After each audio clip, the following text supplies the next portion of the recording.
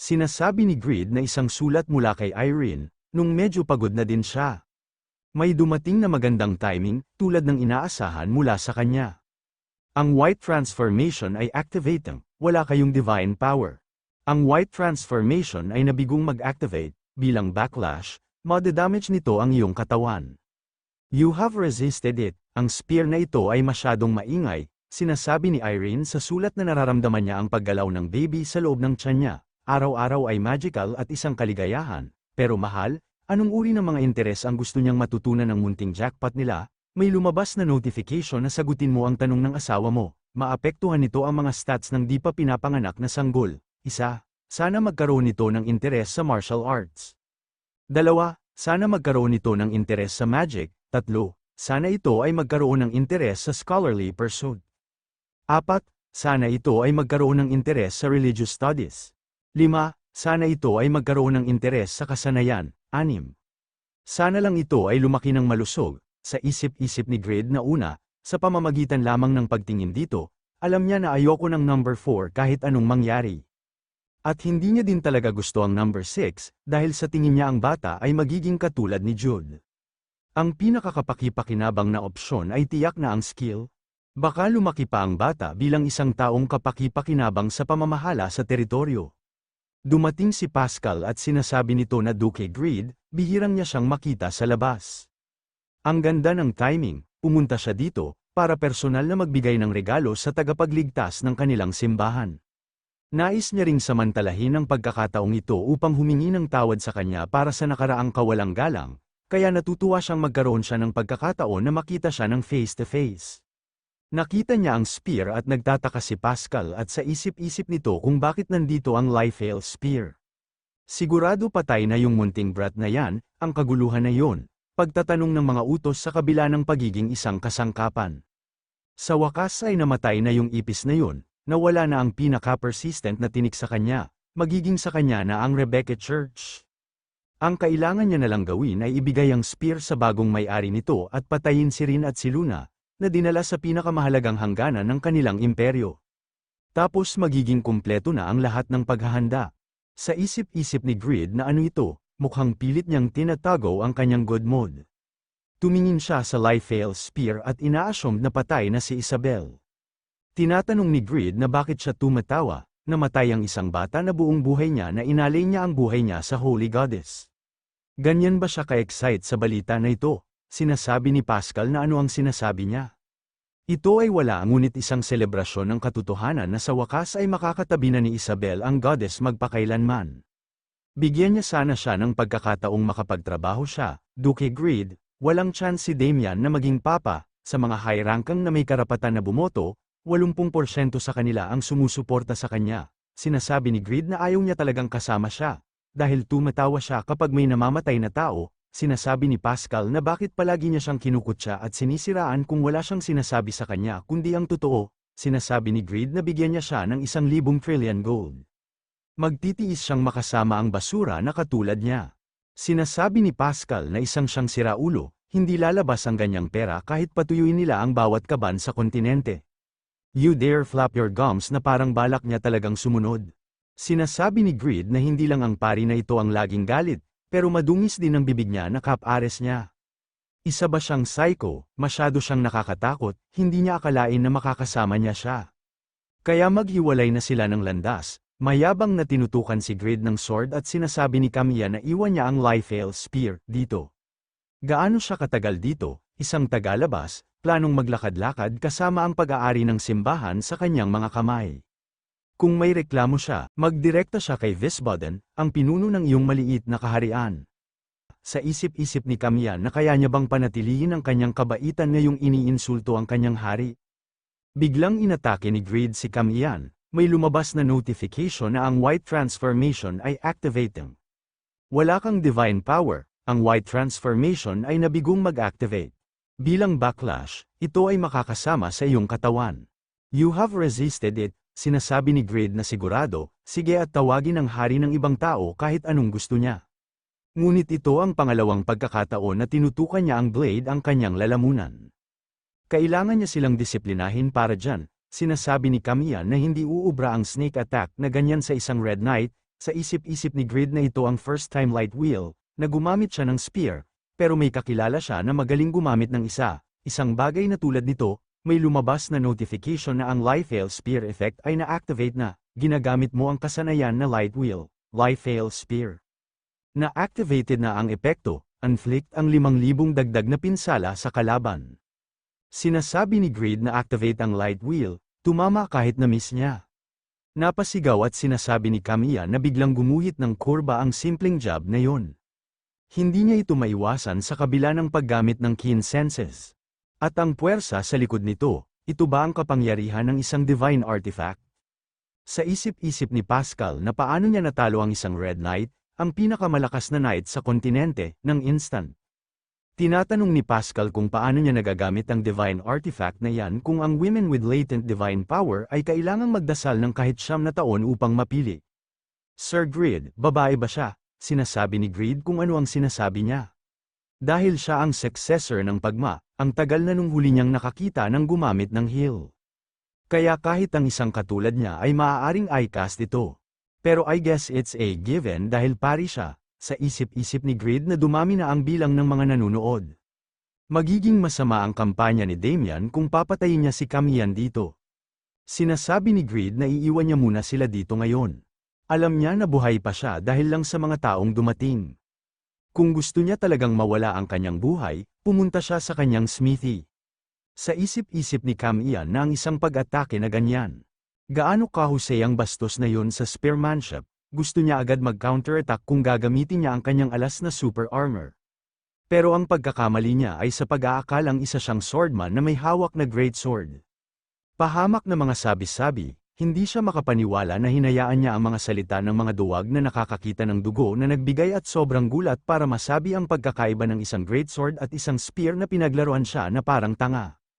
Ang mga Red Knights ngayon ay nakikitang mas mahina kumpara sa nakaraang henerasyon. Lahat yan ay dahil ang kasalukuyang general ng Red Knights ay si Sword Duke Limit, ay makikita na mahina kaysa sa nakaraang general, ang greatest swordsman na si Piaro. Pero natalo na ni Lord Limit si Piaro, at upang patunayan ang katotohanan na ito, hindi nila kayang matalo ang mga Red Knight. Kailangan niyang mag-ingat para sa lakas ng divine artifact, na tumatagos sa crimson armor ng Red Knights, pero bukod dyan, hindi na masama. Sa susunod na laban nila, magkaiba na ang mga bagay. Hindi niya na siya mamaliitin sa susunod, kapag dumating si Duke Chirita sa 1 linggo, tapos na siya. Nakikita nating si Pascal ay kausap ang mga 3 elder. Sinasabi ng elder na ito ang utos na ibalik ang Liefeld Spear, ayon sa hiling niya. Sinasabi ni Pascal na hindi sapat ang salitang pasasalamat sa kanilang kooperasyon, mga elder. Tinatanong ng elder na si Isabel ba ay totoong namatay na sa wakas. Sinasabi ni Pascal na ang kanyang buhay ay pinahaba sa pamamagitan ng white transformation ng spear. Ngunit ngayon, hawak na ng Duke mula sa Ethnal ang divine artifact sa kanyang mga kamay, kaya siya ay nakakasigurado. Ito ay labag sa batas para sa isang Duke na magkaroon ng divine artifact. Ito ay tila isang uri ng isang balangkas mula kay Damian, kaya wala siyang choice kundi mabilis na humingi ng tulong sa kanila. Sa labas ng Rebecca Church may nagsasabi ng tulad ng sinasabi niya parati. Ang kanilang simbahan ay hamina dahil sa hangal na ika-5 pope na nag-sealed ang 3 banal na artifact. Kailangan nilang ang mga sealed na nasira upang mabawi ang kanilang dating kaluwalhatian.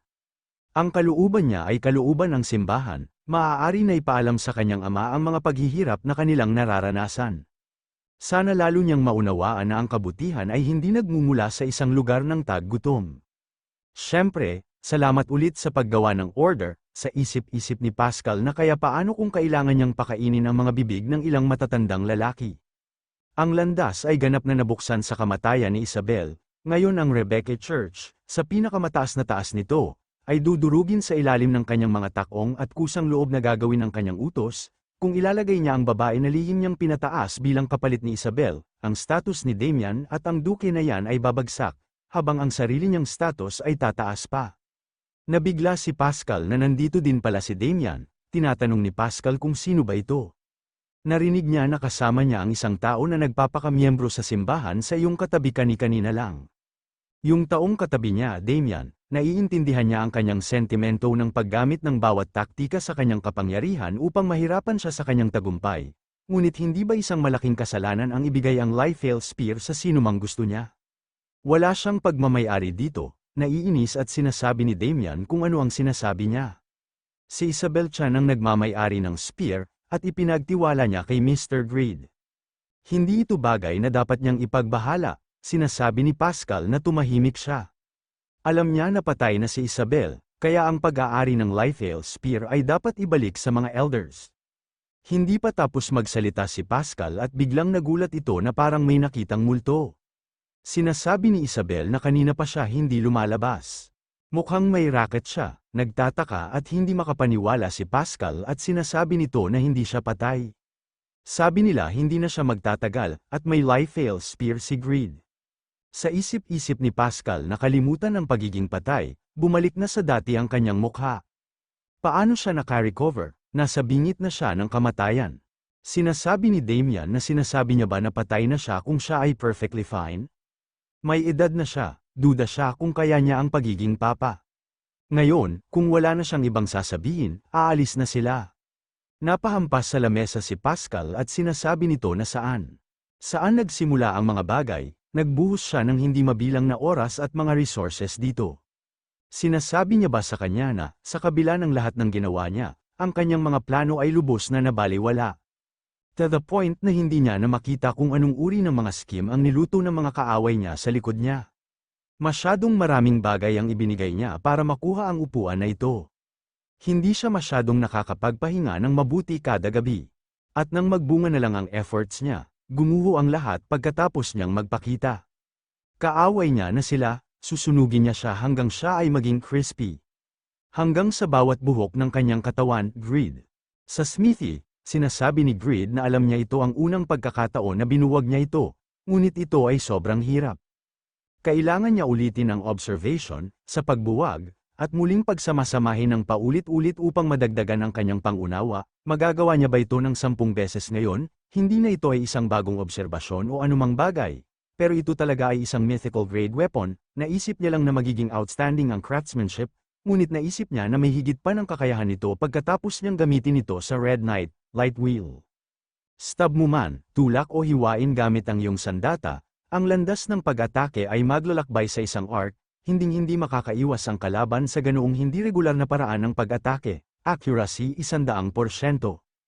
Light attribute. Sa isip-isip ni Greed na ang kasanayan ay walang cooldown na oras at hindi kumukonsumo ng anumang mapagkukunan, naisip niya na medyo ito dahil walang anumang karagdagang pinsala na nakalista, pero, dahil mataas na ang base attack power, ang 100% accuracy effect ay nakakamatay, ganung paman, ang pag-moss sword dance ay pwedeng gawin lamang sa sword-type weapons kaya ang spear na ito ay hindi fit sa kanya, pag-moss sword dance level 3. Kung ang kasanayan ay hindi aktibo handa kang maging isa sa blade anumang oras. Ang iyong pisikal na attack power ay tataas ng 32%, ang iyong critical na hit rate ay tataas ng 22%, at ang iyong critical hit power ay tataas ng 15%. Ito ay isang epekto na nilalagay lamang kung mayroon kang isang sword na nilagyan bilang iyong armas. Aktibo ang skill, naging isa ka sa blade, makakagamit ka ng kabuuang 6 na sword dances. Wave, Restraint, Link, Kill, Transcend, and Transcend Link. Kung ang kasanayan ay inactive, mawawala ang epektong ito. Sinasabi ni Greed na hindi niya na magagamit ang Liefeld Spear gaya ngayon, ngunit isasama niya ito sa Greed set ayon sa plano. Nai-imagine niya na lahat ng overgeared na mga miyembro ng guild at sundalo ay kitted out kasama ang Greed set. Na pag-aari kaya mahirap gagamitin niya ito para sa lahat ng halaga nito. Ang proseso ng observation, dismantling, at assembly ay hindi nakakatulong sa paulit-ulit. As usual, trabaho na walang garantiya sa pagbayad ng mga dividend, ngunit ang tiyaga ay isang bagay nasa mga sword ni Greed. Lumipas ang 2 araw, ang iyong pag-unawa sa Liefeld Spear ay umabot na sa 100%. Natutunan mo ang design ng Liefeld Spear, ang karanasan ng masusing pag-dissect ng isang mythical grade na armas ay nagdala sa iyo sa susunod na level. Tumaas lahat ng isa ang mga level ng iyong mga kasanayan na ukol sa produksyon. Masayang-masaya si Greed at napapasigaw ito at sinasabi niya na nagawa niya sa wakas. Ang saksi ng isang divine weapon ng legendary blacksmith's craftsmanship skill is evolving into understanding of a divine weapon legendary blacksmith's craftsmanship. Sa isip-isip ni Grid na after 11 days na gumagawa dito, eto na ang mga bunga ng kanyang paghihirap. Hindi lang siya nakakapag-seal ng divine artifact ngayon, nakakuha pa siya ng design para sa mythical grade weapon. Kinikilig at sinasabi nito na pero wala siyang mga material para gawin ito. Nakakainis, isang imitation ng isang mythical grade weapon. Gaano ito kapanipaniwala, gusto niyang gumawa ng isa. Ang pangunahing ingredient ng Lifeile Spear ay adamantium, tinatawag din na divine mineral. Batay sa impormasyon na nakuha niya pagkatapos tumaas ang kanyang kasanayan, hindi nagamit ng tama ni Isabel ang spear dahil sa sobrang mahaba at makapal ang shaft. Anong kahihiyan, nilagay ni Grid ang spear sa pugon at tumatawa ito na parang baliw. Habang tumatawa at sinasabi nito na okay lang, Isabel, masyadong malawak ang spear para maging komportable gamitin. Anyways, sino ang nagsabi sa kanya na gamitin ang spear ng ganito kakapal? Hayaan niyang gamitin niya ito ng saglit lang, babaguhin niya ang design na ito para sa kanya. Ipapangako niya ito, I'm sure ayos lang, incomplete Lifeile Spear. Wala na ang divinely instilled harmony ng design, ito ay walang iba kundi isang walang kwentang stick, sinasabi ni Grid na huwag niyang itong tawaging patpat. Kung iniunat niya ang kanyang braso ng sapat, ito ay magiging isang spear. Naiinis na at sumisigaw at sinasabi nito na napapasok niya, subukan niya muli. Kailangan niya pa ng adamantium, saan yun? Ulitin niya ulit. Sinasabi ng mga blacksmith na mahusay na talaga siya, pero delikado siya. Sinasabi ni Grid na nagmamartilyo siya, as expected of a stingy as game like Satisfy, hindi lang siya pwede bigyan ng freebies. Isusumpa siya ni Rebecca kung mag-iwan siya ng divine artifact sa estado na ito. Kailangan niya itong recreate, kahit anong mangyari, pag-isipang mabuti kung ano ang kanyang naiwan, muling likhain ito, pagkatapos i-seal ito. Kailangan niyang i-focus ang bawat isang cell sa katawan niya sa gawaing ito. Hawakan ang istruktura ng orihinal na anyo, lumipas ang 3 oras nang paulit-ulit na ulitin ni Grid ang proseso ng pag-disassemble at muling reassemble. Nang malapit na niyang gawing perpekto ang replicate, ang proseso ng kabiguan ay patuloy na umiikot kay Grid sa kanyang isipan.